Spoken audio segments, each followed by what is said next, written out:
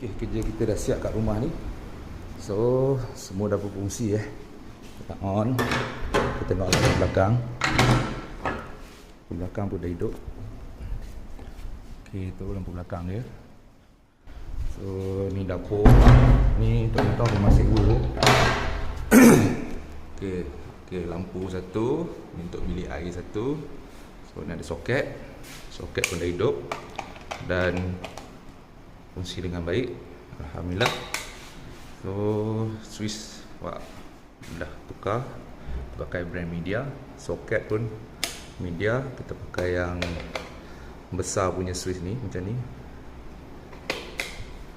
So ni wiring barulah yang ni. Tentu ni pun baru. Tengok laluan dia macam tu, alhamdulillah. So, yang ni macam ni, itu pun baru. Okey, so depan tidak ada satu lampu je. Dia dah buat jadi dua lampu. Okey, alhamdulillah. Kat sini soket baru, pendoyan baru Alright. So macam tu. Lepas tu ni bilik ada dua je. Okey. Dah hidup, kipas hidup.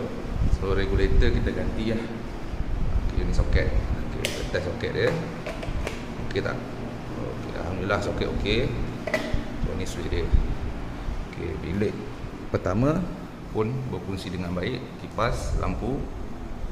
So inilah switch pakai Media semua. Ganti. So soket berfungsi dengan baik. Dan lampu luar. Okey, ni lampu luar dah hidup.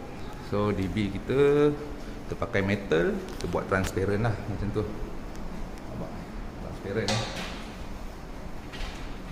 nampak isi dalam kan. Okay, macam susunan RCB dimensi nombor 3, RCB 0.1.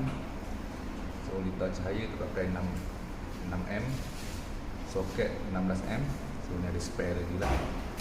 Kalau nak pasang water heater boleh, RCB dah ada. Okay, lepas tu RCB tu boleh pasang belah sini. Macam ni lah keadaan dia. Alright, alhamdulillah.